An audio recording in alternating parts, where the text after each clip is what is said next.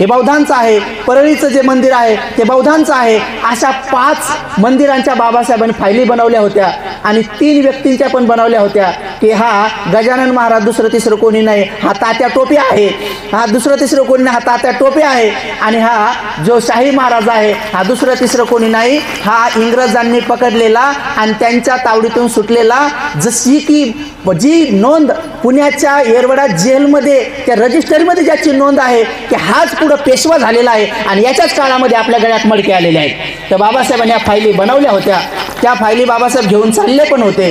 पण बाबासाहेबांच्या नंतर पुन्हा लक्षात आलं की माझा समाज अजून शिकलेला नाही, हा संघटित नाही आणि यांना जर मी संघर्ष करायच्या भानगडीत पाडलं तर जीवनभर भांडणं होतील, वाद होतील, तंटे होतील. त्यापेक्षा मी यांना अशा प्रकारचा एक मूलमंत्र देतो की ज्या मूलमंत्राला जपून, त्या मूलमंत्राला जपून हे स्वतःची प्रगती करतील, उन्नती करतील, पिढ्यानपिढ्याचा उद्धार करतील आणि जाती जातीचे भांडणं बंद होतील आणि सगळे जाती धर्माचे लोक गुण्या गोविंदांना नांदतील, बंधुभावांना नांदतील आणि पुन्हा एकदा हे आपले विहार निर्माण करणं सुरू करतील.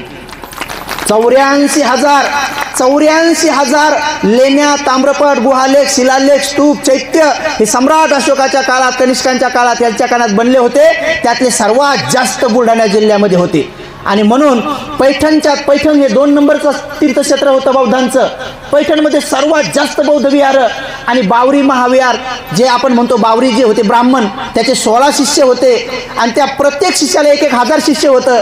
आणि ते सारे बावरी ब्राह्मणाचे शिष्य हे हिंदू धर्माचे पहिले अभ्यासक होते. ते पहिले वेगवेगळ्या प्रकारची तपश्चर्या करत होते. पण ब्रह्मचर्याचं पालन करणारा तो बावरी ते बुद्धाबद्दल ऐकून होता. त्या बावरीनं असं ऐकलं की बुद्ध उत्तर प्रदेशाकडे उत्पन्न झालेले आहेत आणि त्याने बुद्धाबद्दल ऐकलं होतं की सम्यक संबुद्ध जेव्हा उत्पन्न होतात तेव्हा पृथ्वीवरल्या सगळ्या मानव जातीला, सगळ्या प्राण्याला ते दुःखातून बाहेर काढतात आणि बावरी ब्राह्मण हाही दुःखातून बाहेर होण्याचा प्रयत्न करत होता. तेव्हा तो वयाने 100 वर्षाचा होता, जवळजवळ तो 100च्या वर होता.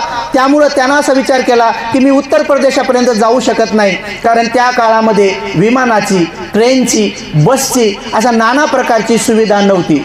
पायी जाण्याची आणि काही धनवान लोक रथानं